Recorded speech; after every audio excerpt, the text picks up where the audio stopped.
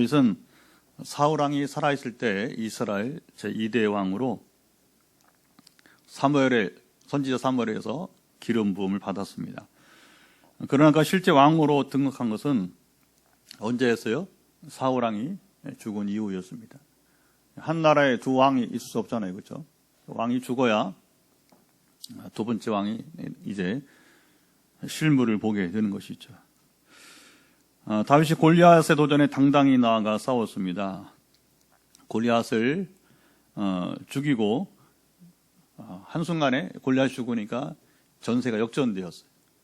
그러면서 다윗이 그 말 하루아침에 영국의 어느 시인이 자고 일어나 보니까 유명하게 되었다고 하는데, 다윗이야말로 하루아침에 유명 인사가 여러분 되었습니다. 자, 문제는 이 일 후에 여인들이 사울이 죽인 자는 천천히요, 다윗이 죽인 자는 만만이란 노래를 부르게 됩니다. 사울 왕이 이 노래를 들을 때 심기가 불편했겠죠. 다윗이 요나단 대신에 이스라엘 왕으로 기름 부음을 받은 것은, 정상적이면 사울 왕이니까 그 다음에 요나단이 왕자에 올라야잖아요, 그렇죠? 근데 요나단이 아들이 아니라 사위에게로, 다윗에게로 왕위가 이어진 것은 바로 사울 왕이 하나님 말씀에 순종하지 않았기 때문입니다. 사울 왕이 처음에는 겸손하고 순종하였지만 차차 왕맛을 보고는 그야말로 마음이 완악하게 되었어요. 바로 왕처럼 말입니다. 이 완악한 사람들은, 우리가 금요일 날 바로 왕 이야기를 나눴지만, 그 마음에 하나님 두기를 좋아한다, 싫어한다? 그 마음에 하나님 두기를 싫어하는 사람들 특징입니다. 다윗이 골리앗을 죽인 후 사울 왕이 다윗을 시기하여 죽이려고 했습니다. 참 시기심 무서운 겁니다. 마음이, 시기하는 마음이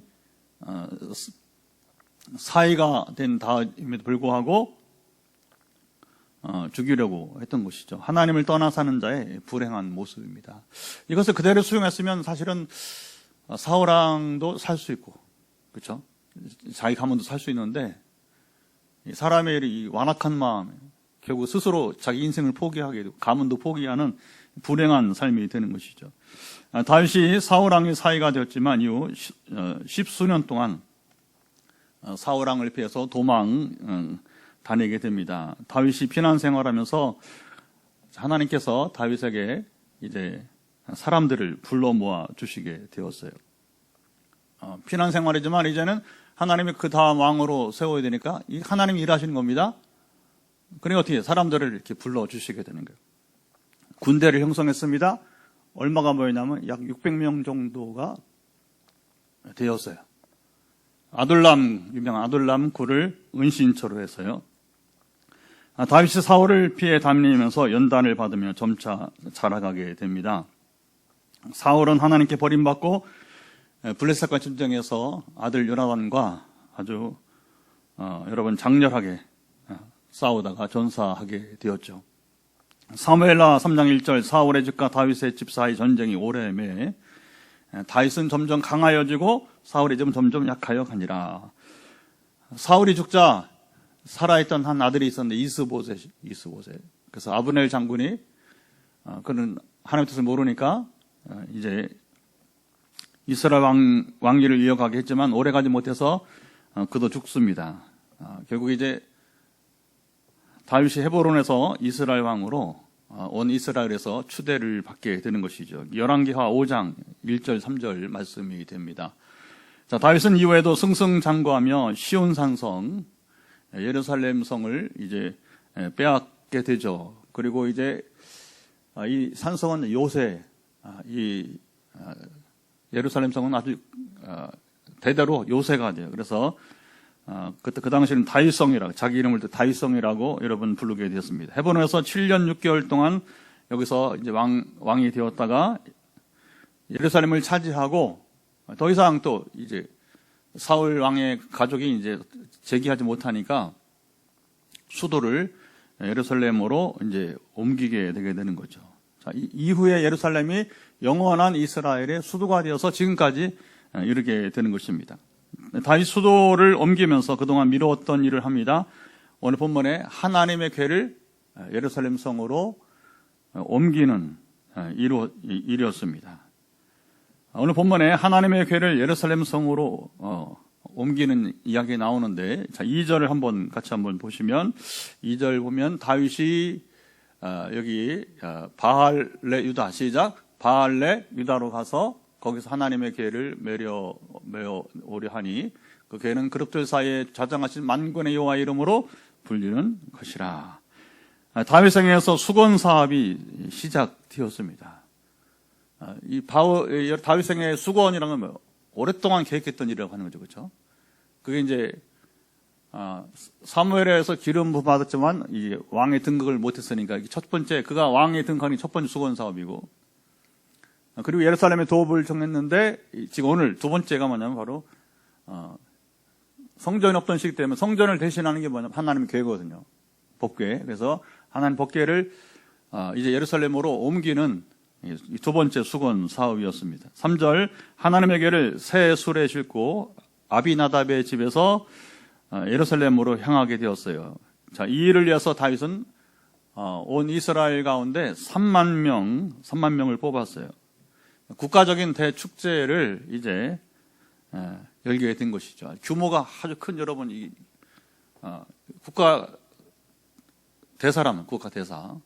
이게 다윗의 개인적인 어떤 그 수건 사업만 아니라 이것은 국가적인 대사가 되니까 군대를 동원하고, 그렇죠? 또 5절 보니까 다윗과 이스라엘 온 족속은 잣나무로 만든 여러 가지 악기와 수금과 비파와 소고와 양금과 제금으로 여호와 앞에서 연주하더라. 이 큰 일에 음악이 빠질 수 없잖아요, 그렇죠? 음악이 빠질 수 없고, 이게 또 찬양이 되지만 또 분위기도 그렇고, 그렇죠? 연화적임이나 이제 이 대축제에 음악이 중요한 거죠.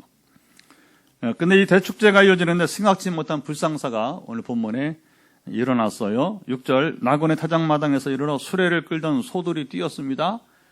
그리고 수레를 몰던 우사가 이제 당황하여서 하나님의 궤가 떨어지려고 하니까 자연 반사적으로, 아무 생각 없이 반사적으로 궤가 수레 떨어지지 않도록 손을 이렇게, 그렇죠? 손을 이렇게 대게 된 거예요. 바로 그때 7절, 하나님이 우사가 잘못함으로 말미암아 진노하셨다. 그리고 그곳에서 우사를 치고, 그리고 우사가 죽게 되었습니다. 자, 이 좋은 대축제의 날에 하나님은 왜 우사를 치고 여러분 죽게 여러분 하셨습니까? 왜 이런 일을 하나님께서 행하셨을까요? 자, 이 사건은 다윗과 온 이스라엘 사람들에게 충격을 여러분 주었습니다.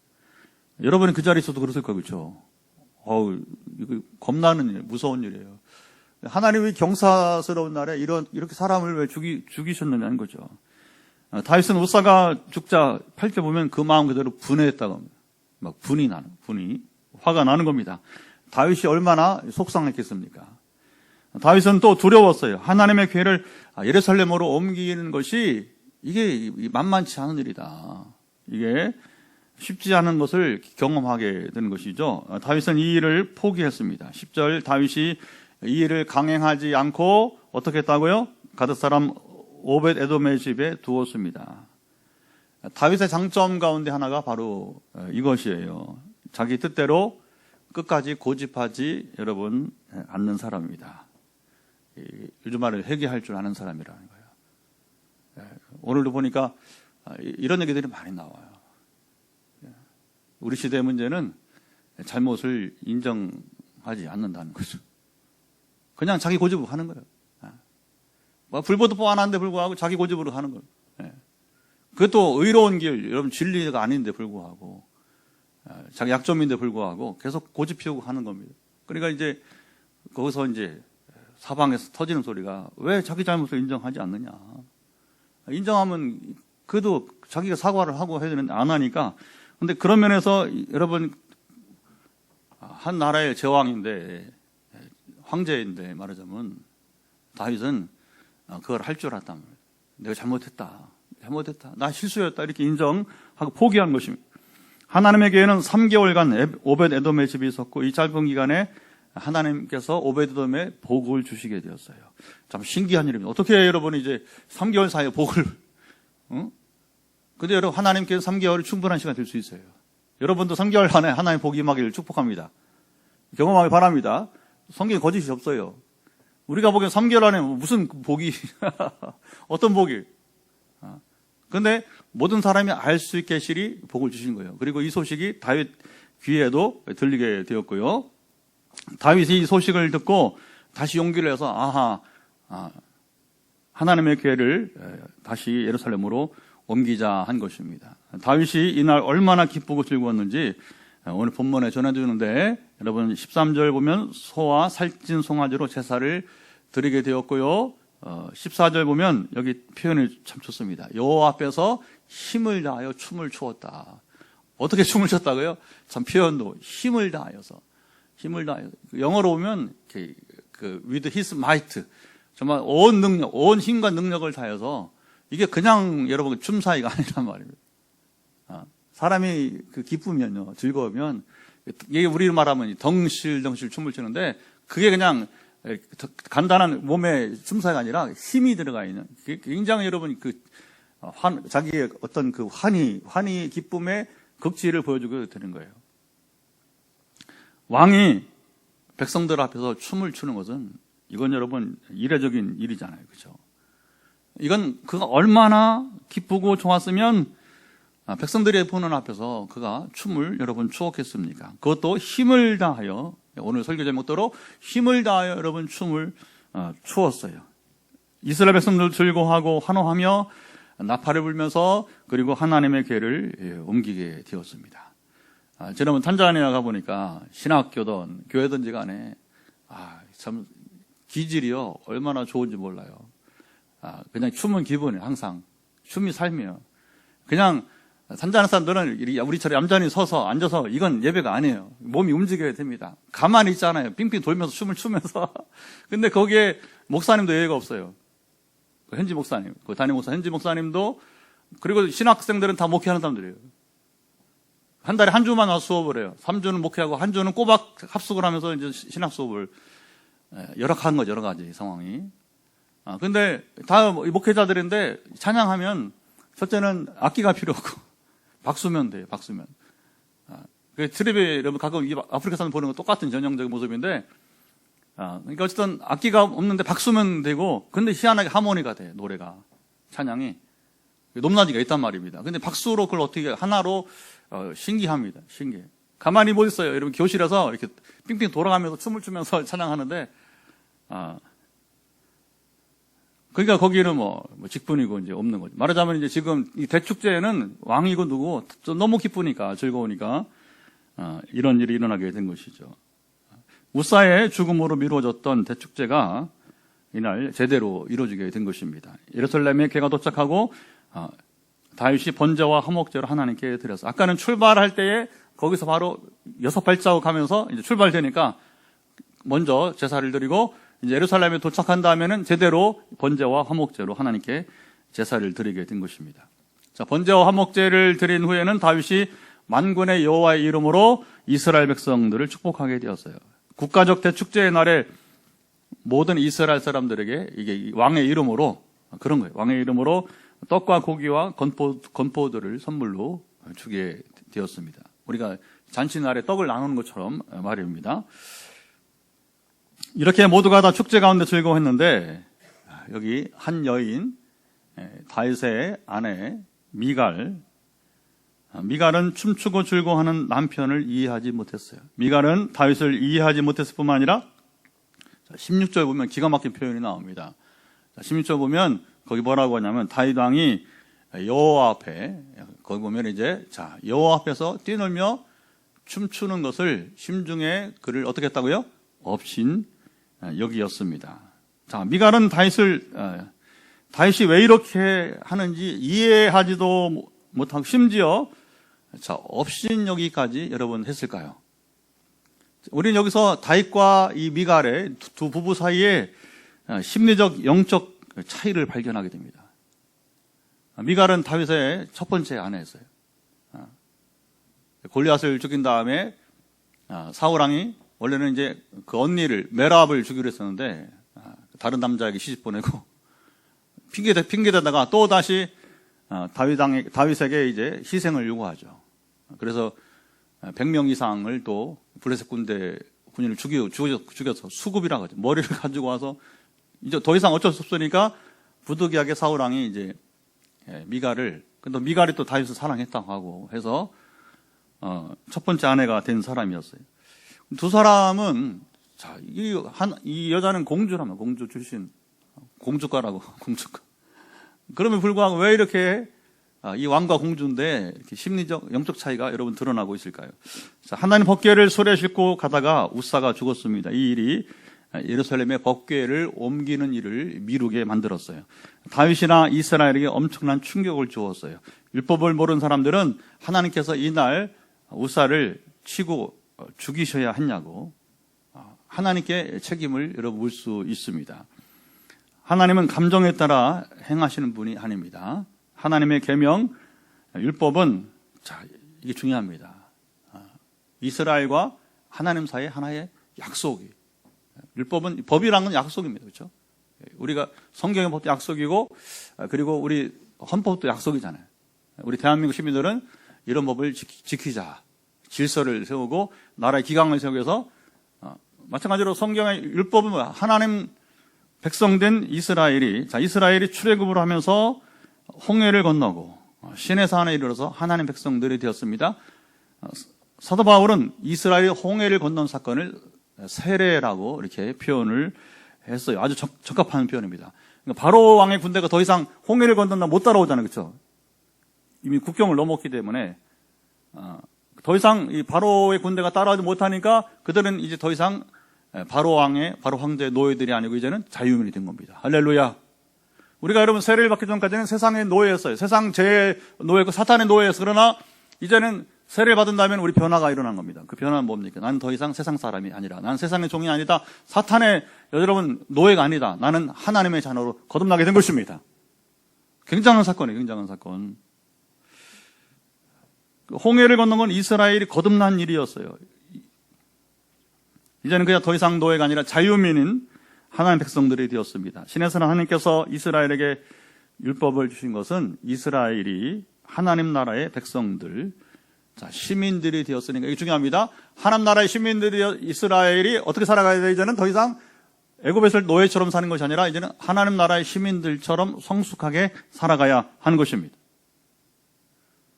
오늘 우리도 마찬가지입니다. 대한민국 사람들이 대한민국 헌법을 지켜야 하듯이요. 다윗은 평소에 성경 보면 다윗이 얼마나 평소에 성경 말씀을 잘 지켰는지 모릅니다. 대표적인 게 뭐예요? 그가 사울왕을 죽일 수 있는 기회가 한두 차례가 두 차례, 그죠? 그래서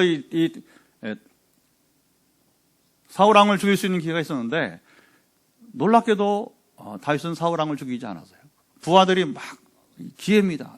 한 번, 두 번도 할 필요, 한 번만 칼을 휘두르면, 한 번만 창을 던지면 이거 끝나는 것입니다. 더 이상 다윗이 옛날 주군이라고 하죠. 우리 말은 주군이 더 이상 도망다닐 필요가 없습니다. 그러니까 끝장내자.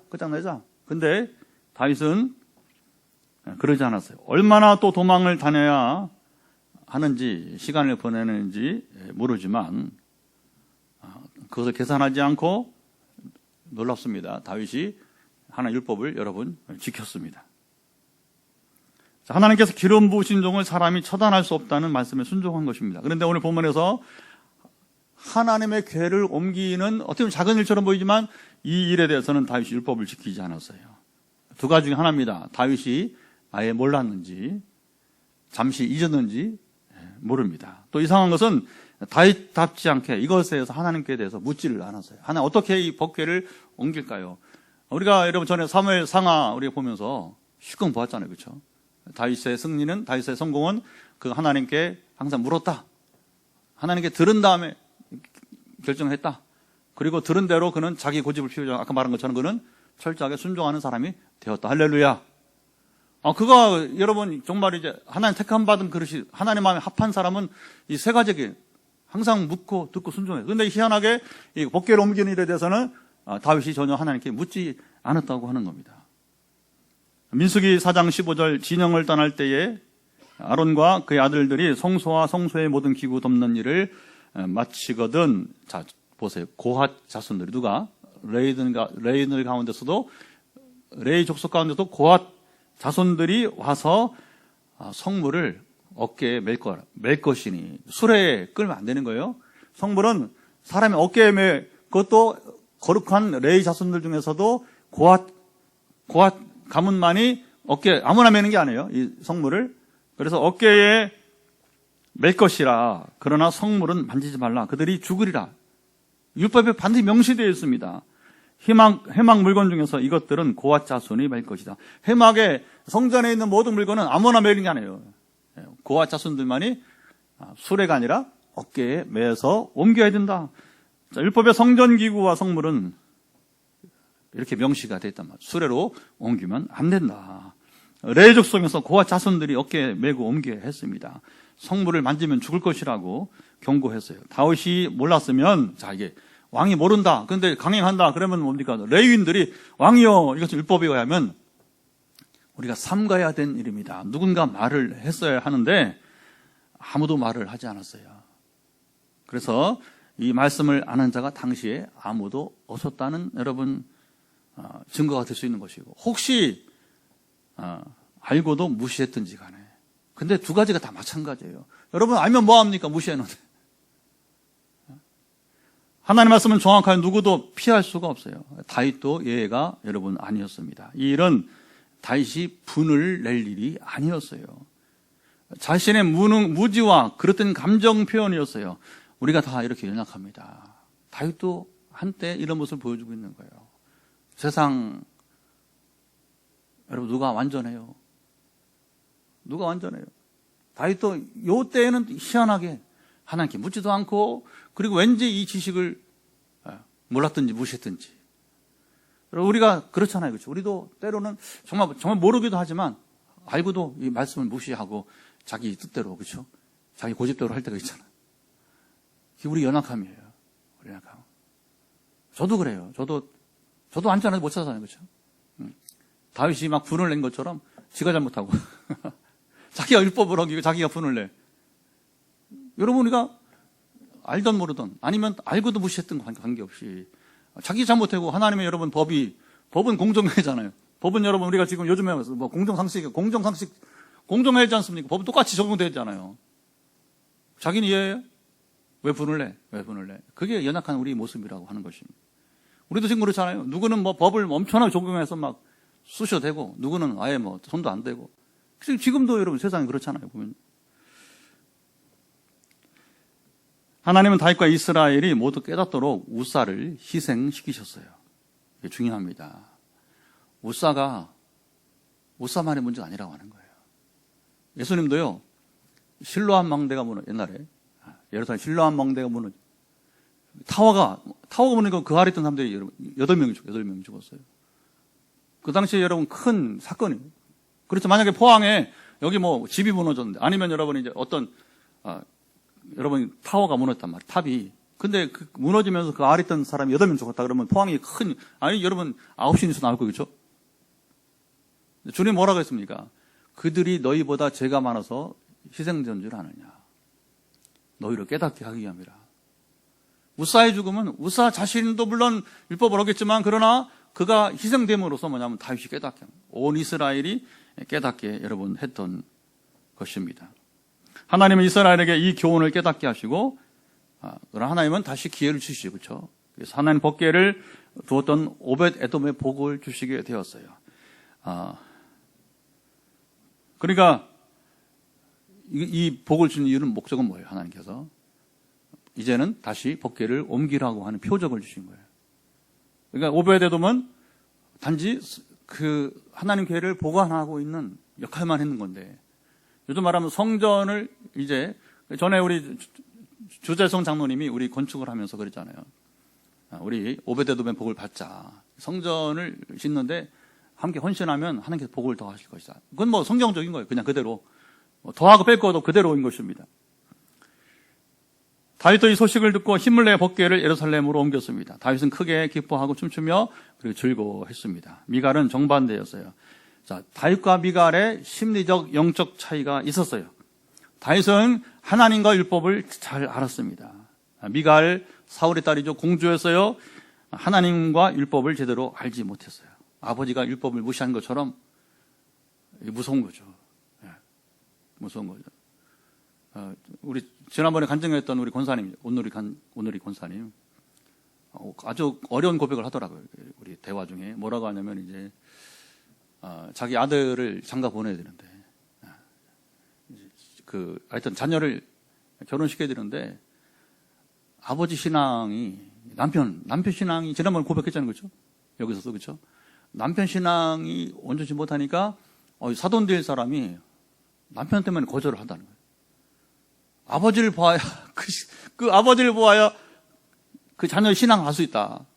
근데 권사는 모르지만 이 남편은 못 믿겠다는 거예요. 그러니까 이런 집에 시집 못 보내겠다고 말을 가르친 거예요. 이제 그러니까 여러분 이 충격받은 거예요, 권사님이. 그것 한 번이 아니라 두 차례 거절을 그 거절이 생활은 괜찮은데, 생활은 괜찮은데 아버지 신앙이 시원찮다는 거예요. 아주 어려운 고백을 하시더라고요. 어려운 고백을. 그러니까 여러분 사울왕의 모습에는 이 딸 미갈의 모습이 있는 거예요. 무서운 얘기입니다. 무서운 얘기. 아버지가 율법을 무시한 것처럼 아마도 미갈도 무시했던 것 같습니다. 오늘 본문의 다윗 행위는 마땅하고 온전한 것이었어요. 미갈도 다윗과 같이 크게 기뻐하고 춤추며 즐거워 여러분 해야 했어요. 미갈은 그렇지 않았습니다. 반대였습니다. 미갈은 다윗이 굳이 왕으로서 채통을 구격하면서까지 저렇게 기쁘고 즐거워할 필요가 있는가? 그는 알지 못했습니다. 여러분 하나님 모르는 사람은 이 기쁨을 알지 못하는 거예요. 여러분 성경을 모르는 사람들은 우리가 여러분 참 환히 이 기쁨을 알지 못하는 거예요. 그게 다 여러분 미갈 같은 사람인 것입니다. 하나님 법궤를 예루살렘으로 옮기는데 왜 기쁘고 즐거운? 다윗은 온몸으로 알았잖아요. 또 우사가 희생되었죠, 그렇죠? 이게 간단한 일이 아니라 간단한 일이. 그냥 여러분 이 법궤 물건을 옮기는 게 아니란 말입니다. 하나님 임재가 예루살렘 안으로 들어오게 되는 거예요. 우리 인생의 최고 과제가 뭔지 아십니까? 하나님 임재가 여러분 가정 안에 여러분 있게 되는 거예요. 우리 교회 안에 있게 되는 것입니다. 그럼 우리 교회 안에 하나님 임재가 있으면 늘 우리가 지금 확신 가운데 나가는 것처럼 우리 거뜬합니다. 그러나 아무리 많은 사람들이 성전에 가득 차 있고 여러분 사람들이 많다 할지라도 거기에 하나님 임재가 없다면 돈은 있죠. 헌금하니까 돈은 있죠. 재정이 있죠. 빵빵하죠, 그렇죠? 뭐 성가대가 여러분 수십 명 있죠. 그러나 하나님 임재가 없다면 그건 클럽의 행사와 다를 바 없고 아무 여러분 무의미한 것이 될 수밖에 없게 되는 것입니다. 미갈은 다윗과 같은 심리적 영적 상태가 되지 못했어요. 모르면 묻고, 그렇잖아요. 사람이 모르면 묻고 상대방을 이해하려고 해야 되는데 당신 뭐 이렇게 기쁘냐고 나는 이해를 못하겠다. 그러니까 당신이 한번 먼저 말을 해봐라. 그래 했어야 되는 거예요. 가령 이제 부부간에 이해가 안 되면 물어야 되는 거예요. 미갈은 자기 판단으로 남편을 업신여기고 말았어요. 여러분 남편은 이 가치를 알고 기쁘고 즐거워하는데 이 가치를 모르니까 자기 판단으로 남편을 여러분 업신여기고 말았다는 거예요. 지금도 그럴 수 있습니다. 다윗이 하나님의 법궤를 예루살렘에 옮기고 이스라엘 백성들을 축복하였습니다. 그리고 가정에 와서 자기 가족들을 여러분 축복하러 집으로 들어왔어요. 이때 미갈이 다윗을 맞으며 한 말을 보면 20절입니다. 오늘 읽지 않았는데 20절, 이스라엘 왕이 오늘 어떻게 영화로우신지 방탕한 자가 염치 없이 자기 몸을 드러낸 것처럼 오늘 그의 신복의 계집종의 눈에 앞에서 몸을 드러냈도다. 여기 보면 다윗이 입은 옷이 이제 어떤 옷이냐면 통으로 짠 옷이에요. 요즘 말로 하면 긴 원피스 같은 원피스. 지금도 아랍 사람들 그렇게 옷을 입는다고 그래요. 속옷이 없어요. 그러니까 다리를 들고 춤을 추면 어떻게 돼요? 뭐가 보여요? 하체가 보여요, 하체가. 그 얘기를 하는 그 얘기를. 아니 일반 소위 말 머슴도 아니고 왕이 채통 없이 어떻게 다리를 그리고 속옷도 입지 않고서 그렇게 했는 그런 얘기 쉽게 말하면. 그러니까 여기서 문제는 미갈이 다윗을 향해 말하는데 지금 다윗은 국왕이에요, 국왕. 그런데 자기 감정대로만 말하는데 그러다 보니까 남편이 아니라 왕이 아니라 자기 종에게 경멸하듯이 말했다고 하는 겁니다. 여러분 종에게는 혹 그럴 수 있잖아요, 그렇죠? 물론 종에게도 비교적으로 말하면 안 되죠, 그렇죠? 그러나 이게 남편이고 더군다나 국왕이에요, 황제란 말입니다. 이 순간은 다윗이 남편과 구강이 아니라 철저한 경멸의 대상이 되고 말았어요.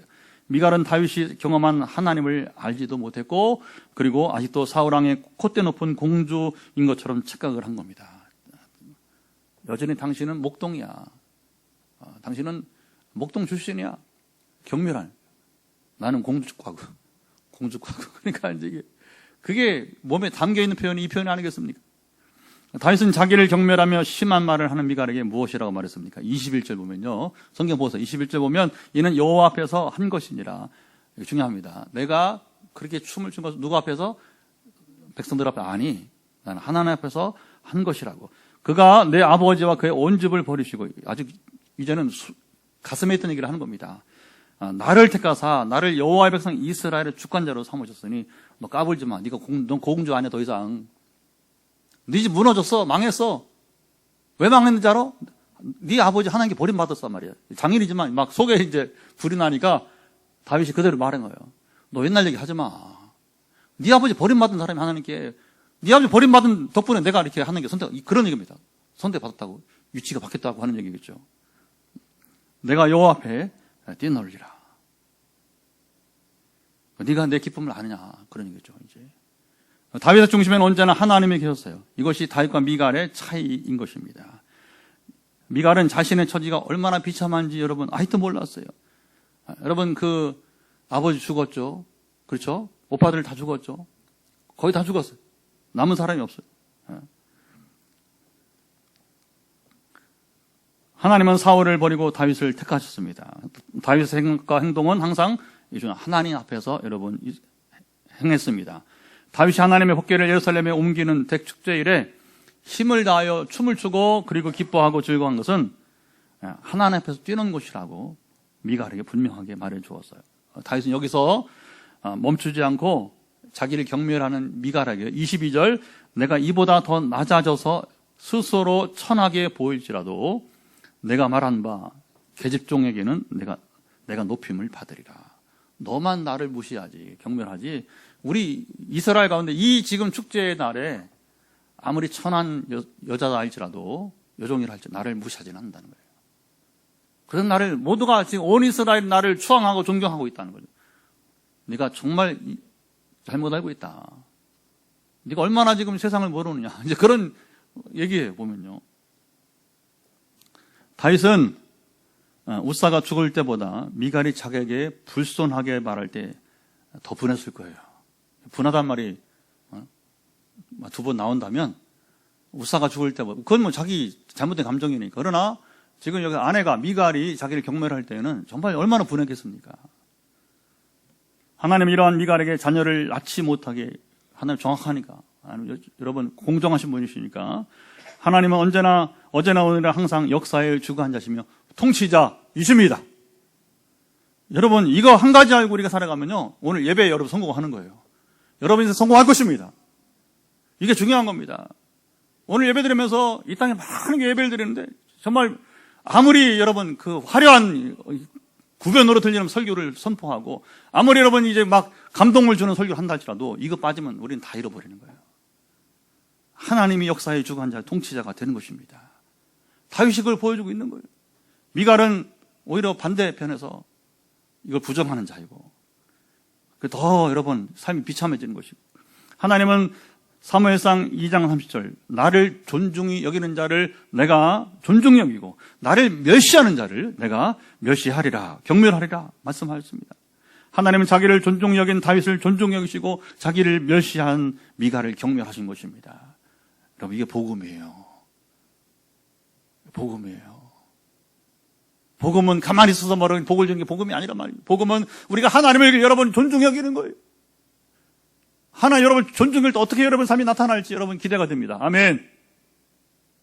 그걸 누려야 돼요. 그게 복음을 누리는 거예요. 그게 오늘 본문은 다윗에게 준 교훈도 있고 또 미갈에게 준 교훈도 있고 어떻게 보면 우사의 이야기는 다윗의 실수예요. 다윗이 받아야 될 교훈 그는 인정받습니다. 그렇죠?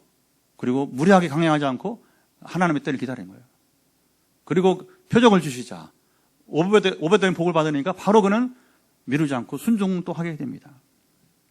그러나 뒷부분은 미갈에게 준 교훈이 아니겠어요. 그렇죠? 그러나 미갈은 교훈을 따르지 않았어요. 우리가 믿음이 있노라 하고 성경을 다 아는 것 같다고 여기지만 다윗처럼 순간 하나님의 말씀을 소홀히 여길 수 있어요. 오늘 본문 말씀 보면서 우리가 다윗의 전철을 밟아서는 여러분 안 됩니다. 우리는 매일 하나님의 말씀을 읽고 묵상하며 끊임없이 우리는 말씀 중심, 하나님 중심으로 살아가시기를 바랍니다. 말씀을 소중히 하게 여기고 순종하는 삶이 바로 하나님을 존중히 여기는 것입니다. 다윗은 잠시 말씀을 방심하고 우사가 죽는 모습을 여러분 보기만 했어야 되었습니다. 이게 참 제일 마음이 아플 때가 뭐냐면 어떤 사건이 벌어졌는데 내가 힘이 없어. 내가 그걸 통제할 수가 없어. 왜? 하나님 하시는 것이니까. 그걸 보기만 해야 돼. 그때는요 정말 세상이 무너지는 슬픔이. 다윗이 그걸 경험한 거예요. 다윗이 그걸. 그것도 자기 때문에 손을 댈 수가 없어. 하나님이 심판하시는데 그걸 누가 막을 수 있습니까? 다윗은 마음은 분했지만 이 사건을 통해서 다시 말씀으로 돌아왔어요. 율법의 말씀대로 레위인 고핫 자손들이 하나님 법궤를 어깨에 메어서 여러분 옮기게 했어요. 하나님 우리가 실수하는 것을 용납하십니다. 잠시 징계를 통하여 이제 깨닫게 하십니다. 징계가 따르는 것을 이상하게 여기면 안 됩니다. 히브리서 12장 8절 징계는 다 받는 것이거늘 자 보세요. 너에게 없으면 사생자요 친아들이 아니라. 내가 막 잘못을 해. 그래도 부모가 너 그러지 마라. 말 한마디 안 해. 그리고 아버지가 그때는 좀 짐을 나눠서 해초리를 대는데 아버지가 또 가만히 있어. 사생활을 키우는 거예요. 친아들이 아니라고. 이스라엘은 정말 잘하는 유대인들이 잘하는 게 뭐냐면 자녀를 때린다는 겁니다. 감정으로 아니라 해초리로. 우리처럼 주먹으로 뺨 때 그런 게 아니라 진짜 해초리를 때려. 성경대로 때린다는 거예요. 유일하게 부모의 체벌, 스승의 체벌을 허락한 나라가 유대인들이에요. 여러분 한 나라가 그냥 되는 게 아니에요. 그죠?